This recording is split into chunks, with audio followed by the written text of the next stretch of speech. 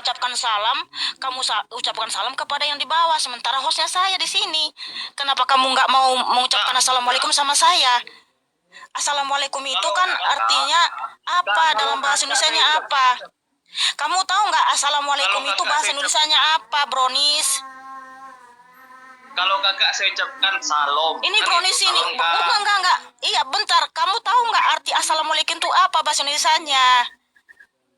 Iya, untuk salam kan. Masa kamu mengucapkan sesuatu yang nggak kamu paham bahasa Indonesianya apa? Nggak ngerti kamu artinya. Ini pertanyaan. Enggak, karena kamu di sini kamu naik di room host, tapi kamu bilang assalamualaikum aja buat saudaraku aja gitu. Bentar aku di sini hostnya, gitu. Kamu ngerti? Makanya saya tanya, kamu ngerti nggak arti assalamualaikum apa bahasa Indonesianya? Assalamualaikum tuh kak, keselamatan untuk kamu, ya kan kak? Itu kan bahasa Arab, bahasa Indonesianya apa? Assalamualaikum. Bahasa Arabnya assalamualaikum, itu bahasa Arabnya. Kalau bahasa Indonesianya dengan bahasa Indonesianya, kalau diartikan dengan bahasa Indonesia, keselamatan untuk atas kamu, kan gitu. Aduh Tuhan, tolong. Kan beda. Makanya kamu itu mengucapkan sesuatu yang gak kamu paham artinya. Saya paham artinya kakak. Enggak itu saya mau bertanya nih kakak. Ada sejak kemarin enggak sempat bertanya sama kakak kemarin. Bukan, kamu itu loh. Enggak, kamu artinya apa? Assalamualaikum apa artinya? Artinya assalamualaikum tuh kak, keselamatan atas kamu. Oke nih ya, tunggu ya, aku bacakan dulu ya. 1 Petrus 5 ayat 14 dalam bahasa Arab. Iya kakakku, kakak cantik. Kalau agama kami kakak, assalamualaikum tuh keselamatan atas kamu, kan gitu kakak.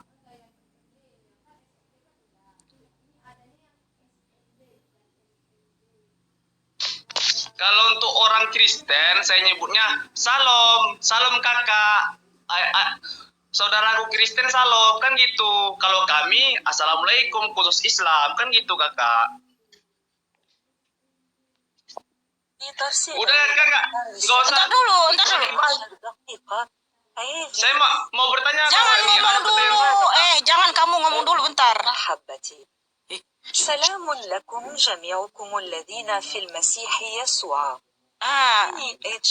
Ulang ya. Kamu jangan ngomong dulu. Ini kamu dengar ya, kamu dengar dalam bahasa Arab ya. Ini teman-teman dengar ya, dalam bahasa Arab ini 1 Petrus 5 ayat 14 ya. Ada nggak di situ dikatakan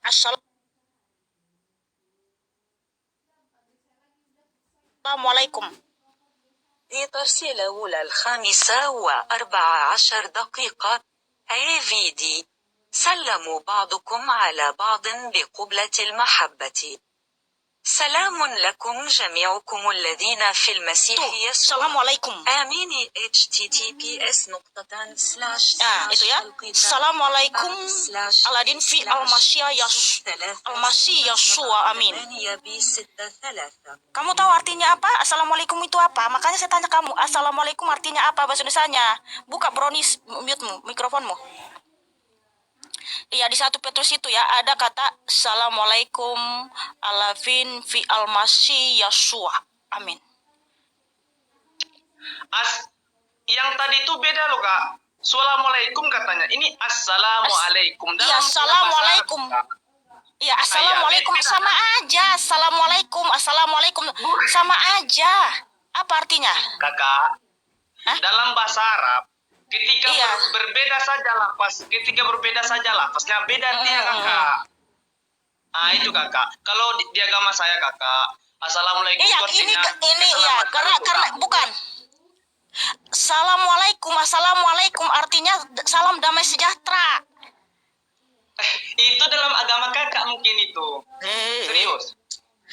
Enggak, kan bukan, itu kan bahasa Arab universal artinya.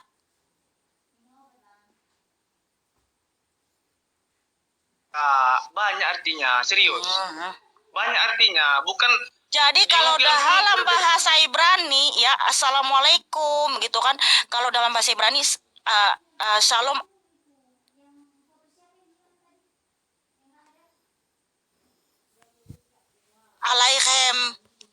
itu. Ya, itu bahasa ini Israel. Salam aleihim. Kayak yang viral Ya, kemarin. salam alaikum, salam Aleihim. salam salam alaikum, ya kan? Kalau dalam bahasa Arab, assalamualaikum, ya kan? Salam damai sejahtera. Beda kak, beda. Serius kak, beda. Kalau Aduh, bedanya dari mana? Kamu ini udah kamu belajar dulu lah, nggak jelas kamu, bro. mau bertanya kakak, please. Mau bertanya malas aku kakak. melihatmu. Kak, mau bertanya serius. Ya udah, Kak, please. pertanyaanmu satu aja kalau gitu. Oke, kakak jangan. Tapi katanya mau bertanya. Makasih, Bibi, makasih. Kak, saya mau kak ketawa dulu kak. Kak, ini kakak. Saya mau bertanya tentang Bunda Maria kakak. Apa itu?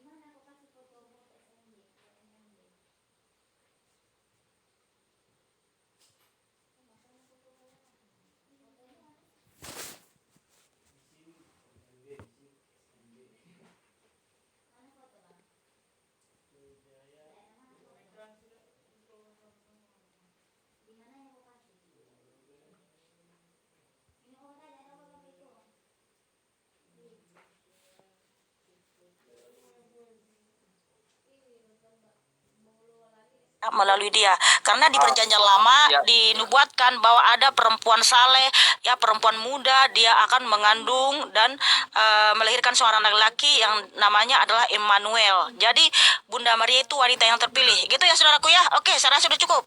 Wanita yang terpilih, wanita yang paling berbahagia. Berarti Bunda Maria yang melahirkan Tuhan. Oke, saya rasa sudah cukup ya. Wanita yang terpilih, ya, wanita yang terpilih. Berarti ya. Berarti ibu menyembah anak toh? Gimana ceritanya? Ya, dia adalah wanita yang terpilih untuk menggenapi semua nubuatan yang ada di dalam perjanjian lama, bahwa dia akan dipilih Tuhan sebagai wadah kedatangan Mesias. Karena Tuhan Yesus itu maha kuasa ya. Jadi dia bisa memilih Bunda Maria ya. Makanya Bunda Maria itu ada di surga gitu. Nggak perlu lagi kita doakan Bunda Maria supaya masuk surga. Ya, puji Tuhan, haleluya. Halo, malam Kak Mikana. Iya, malam indah.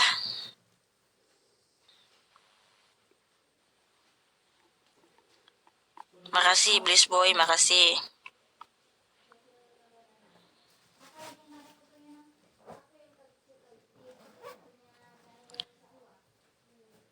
Shalom, selamat malam Bang Nero.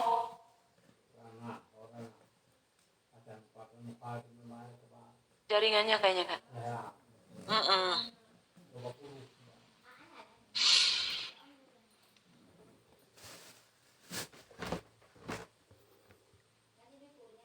Kakak Uas, selamat malam, shalom. Salam. Ya Kakak Uas, silakan mau bertanya apa? Mau bertanya gini kak, kenapa ya di umat Kristen itu wajah Yesus itu kok gak sama gitu loh, kok beda-beda? Kan kalau beda Wajah itu Tuhan gimana Yesus, ya? maksudnya di mana beda-bedanya? Ya itu kan setiap wajahnya kan berubah-berubah, gak ada yang sama gitu loh. Di dunia ini gak ada yang sama, ganti-ganti. Di Cina wajah Yesusnya itu beda, terus di Kamu mana udah lagi pernah itu lihat belum? Kamu Yang emangnya ini dia kamu udah maksudmu? pernah? Yang di sini tuh yang kamu lihat segini, itu kan artis. Ini kan artis yang memerankan ketika dibuat film tentang Tuhan Yesus kan? Kan ada artis itu, aktor. Nah, mereka dipoto. Nah, itu gambarnya ini yang ketika mereka melakonkan atau menjadi pemain ya, ketika membuat film tentang Tuhan Yesus. Gitu. Kalau Tuhan Yesus ya, dan memang juga itu membuktikan bahwa Yesus itu pernah datang ke dunia. Nah, kemudian kalau kita gambar Tuhan Yesus, wajah Tuhan Yesus sekarang nggak akan bisa kan? Ya. Nggak, kamu paham nggak sih? Kan ada film tentang Tuhan Yesus ketika pernah datang ke dunia. Kan dibuat film. Kan ada artisnya, aktornya. Iya, Tan? Kalau wajah Tuhan Yesus yang sesungguhnya nggak bisa kita gambar. Karena wajahnya penuh cahaya, kemuliaan, surgawi. Makanya ketika dia datang menjumpai Rasul Paulus, ya, wajahnya penuh cahaya. Nih, saya baca ya dari dalilnya.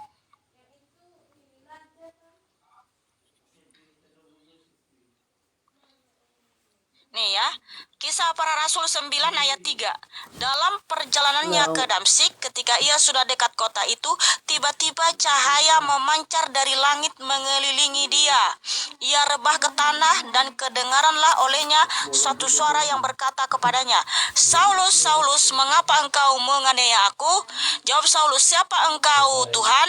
Katanya, akulah Yesus yang engkau aniaya. Yang kau aniaya itu. Jadi wajahnya itu penuh dengan cahaya, sinar yang sangat mulia. Nggak bisa kita lihat wajahnya penuh dengan sinar kemuliaan. Datangnya dari surga. Gitu saudaraku ya. Oke, saya rasa udah cukup. Makasih, God bless you.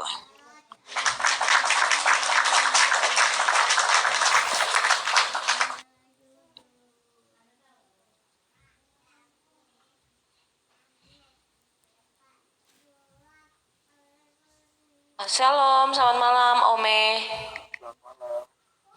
Iya, silakan Bang Ome. Mau bertanya nih, Ya, ini mah saling toleransi aja gitu ya. Ya, Ome, silakan buka kamera, Ome. Tolong baca komen si Anissa di atas menghina Dek Mikana. Iya tahu Kak Leandro, si Anissa itu selalu datang pasti ngomong kayak gitu dia itu. Biasalah, dia itu masih ada belum bertobat dia. Nanti kita doakan supaya dia bertobat. Ya silakan Ome.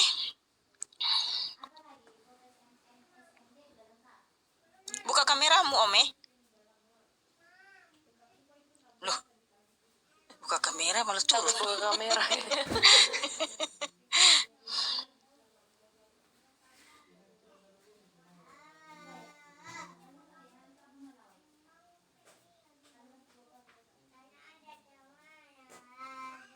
Shalom, selamat malam Pak Mu. Waalaikumsalam.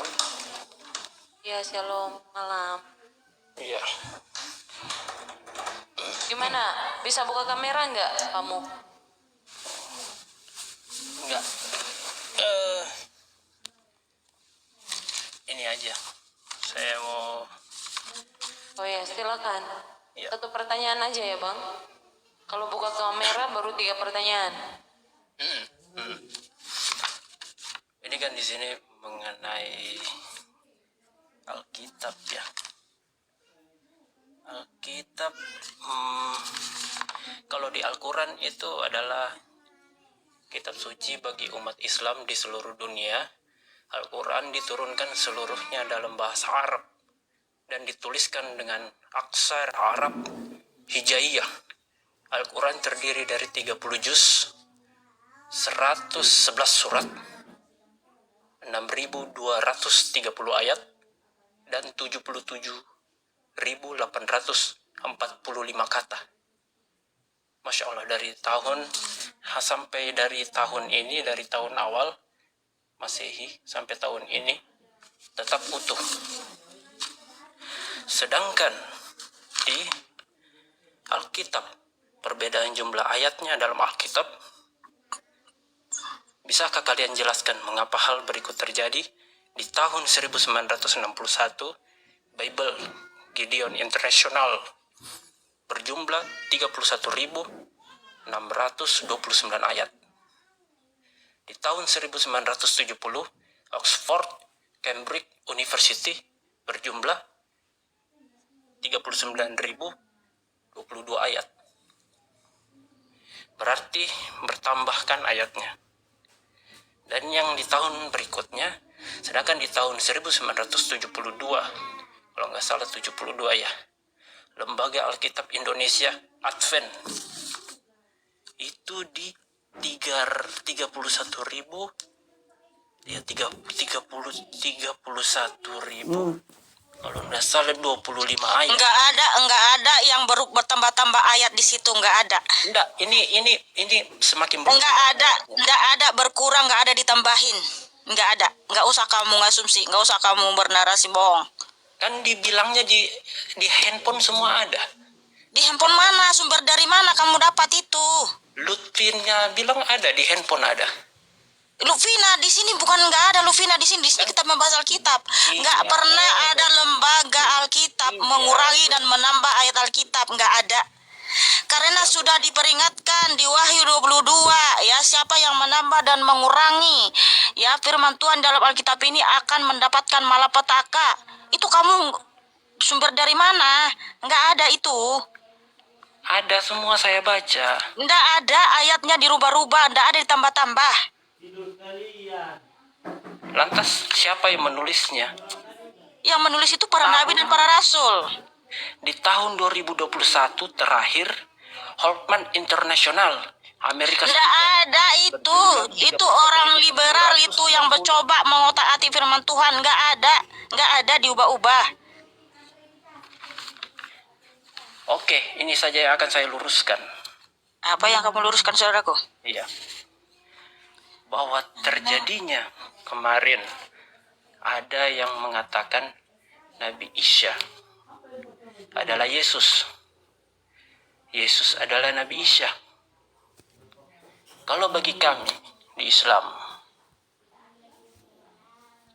antara Nabi Yesus dengan Nabi Isa alaihissalam dengan Yesus itu adalah perbedaan orang. Hanya wajahnya saja yang agak mirip. Itu di surah An-Nasya ayat 157 terdapat di situ. Bang Mo, Ya enggak apa-apa. Nabi bentar, Isa enggak itu apa-apa, disalib nggak? bentar. Ya enggak apa-apa, bentar dulu, bentar. Enggak, kamu lanjutkan dulu. Kamu mau ya terus. Dengar, ini surah An-Nisa Ah, ayat 157 yang berbunyinya wa qalauhim inna qatalna masyiha isyabayana Rasulullah wa ma qataluhu wa ma salabuhu walaki syauhibi lahum wa innal ladzina lallafu fi la fi syai'in minhu. langsung bahasa Indonesianya aja, langsung bahasa Indonesianya aja. Oke.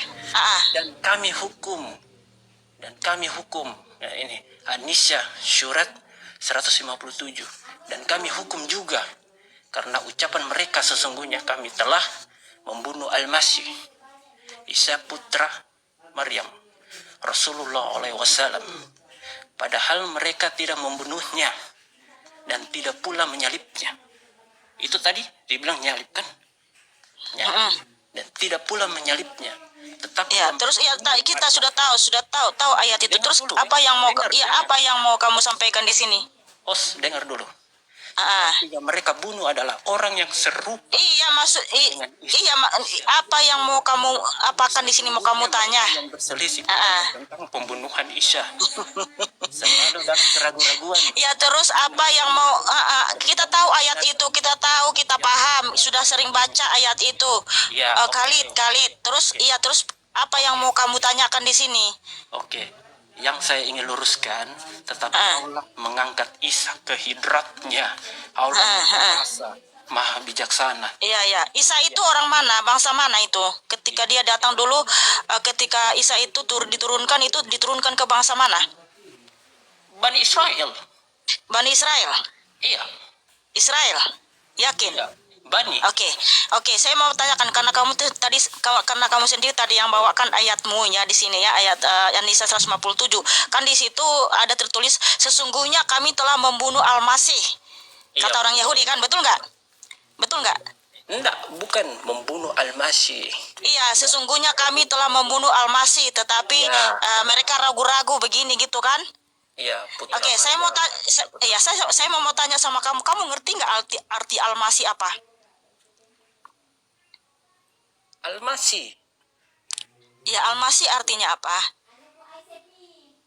Saya tidak ada, maksudnya saya kurang paham Al-Masih ya, kan ini sudah dinyatakan Isa putra Maryam. Iya, enggak, saya tanya Al-Masih, kamu ngerti enggak arti Al-Masih? Ya, kenapa Al-Masih itu gelar, Al-Masih itu gelar. tunggu, Terus artinya Al-Masih apa?